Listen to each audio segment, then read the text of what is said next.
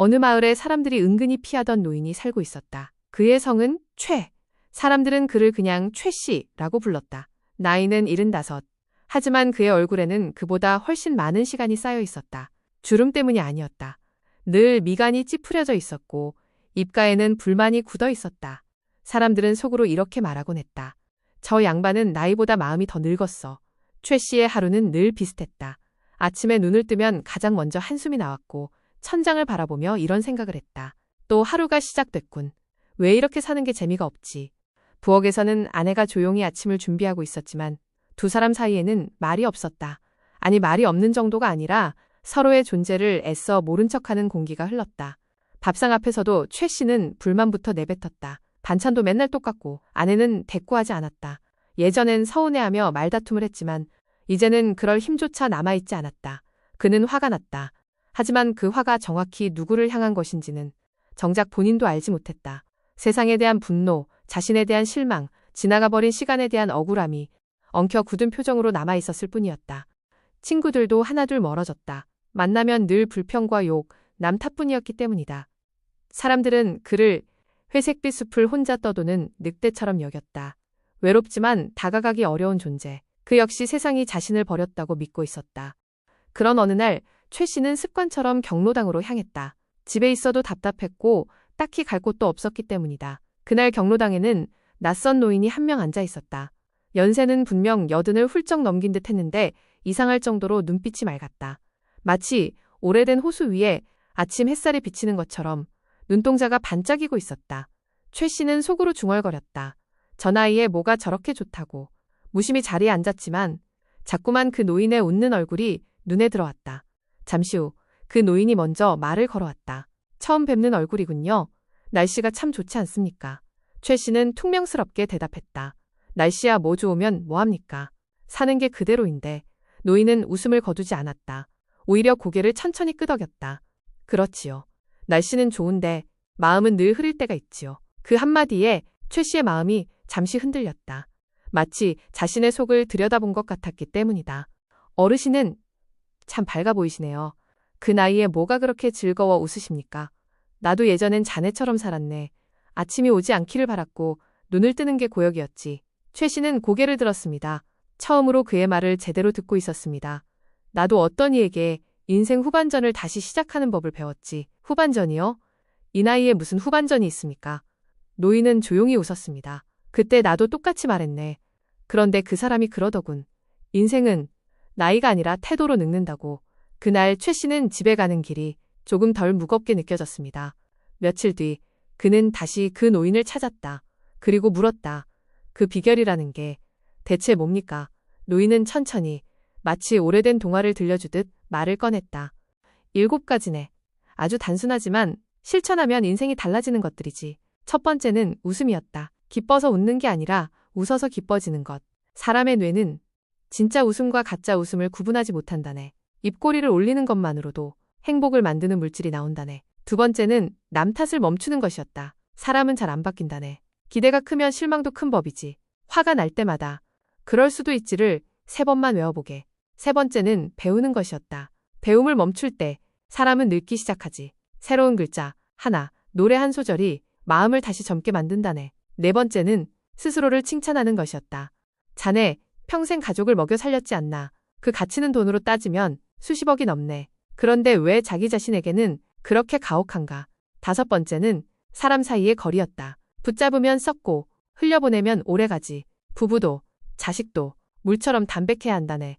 여섯 번째는 감사였다. 없는 걸 세지 말고 있는 걸 세게. 감사는 감정이 아니라 훈련이라네. 마지막 7번째는 오직 오늘을 사는 것이었다. 과거는 이미 끝났고 미래는 아직 오지 않았네. 우리가 살 수 있는 날은 오늘뿐이야.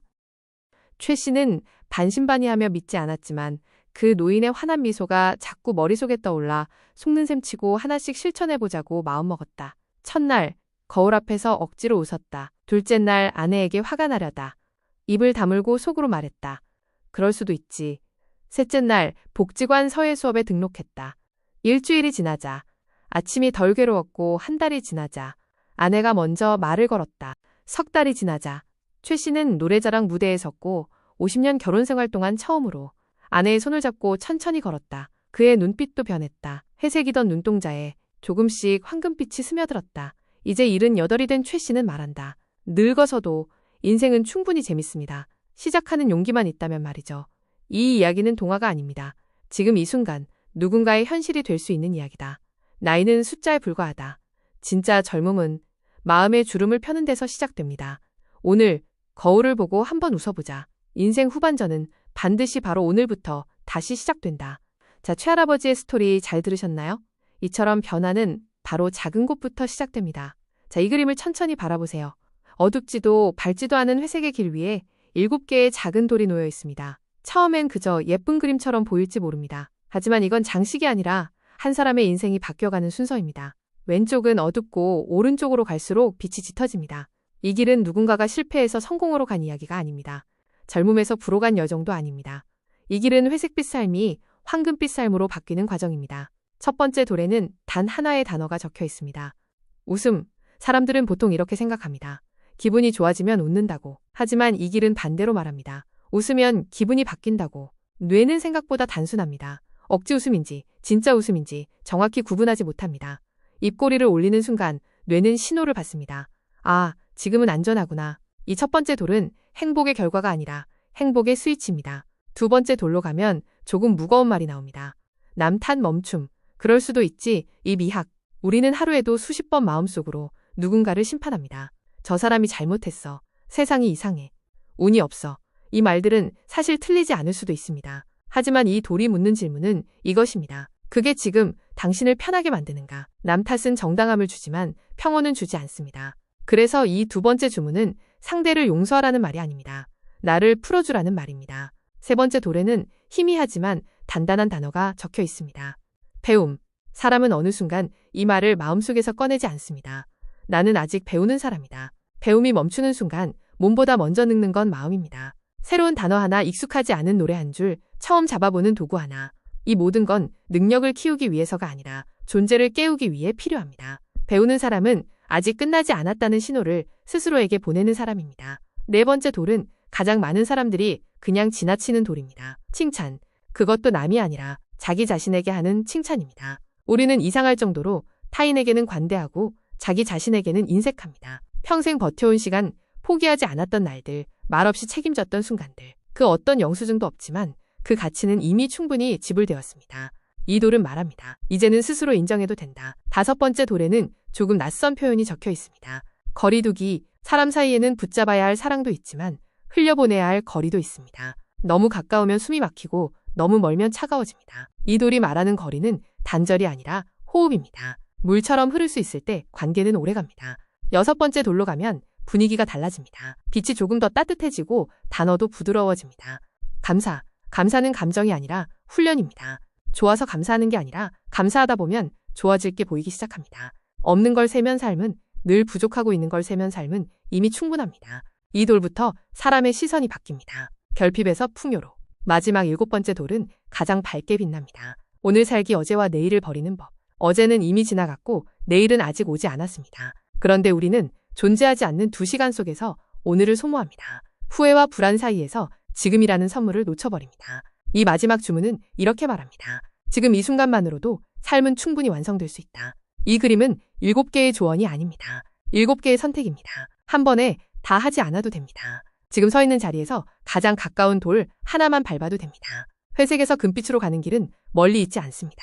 이미 당신 발 아래에 조용히 놓여 있습니다. 지금 화면에 보이는 건 대단한 계획표가 아닙니다. 성공을 약속하는 체크리스트도 아닙니다. 거울을 보고 10초만 웃어보는 일. 기분이 상했을 때 속으로 그럴 수도 있지 3번 말해보는 일. 새로운 취미든 새로운 기술이든 하나만 배워보는 일. 누구보다 먼저 자기 자신에게 잘했다고 말해주는 일. 가족에게 붙잡음 대신 공감할 수 있는 거리 하나 남겨두는 일. 하루를 마치며 고마웠던 것 3가지만 떠올리는 일. 그리고 내일 걱정 대신 오늘 하루에만 집중하는 일. 이 중에서 모두를 지킬 필요는 없습니다. 완벽하게 할 필요도 없습니다. 단 하나만 해도 충분합니다. 인생은 한 번에 바뀌지 않습니다. 하루가 바뀌고 그 하루가 쌓여 어느 날 눈빛이 바뀝니다. 어제와 똑같은 하루였는데 이상하게 조금 덜 무겁고 조금 더 따뜻해지는 날이 옵니다.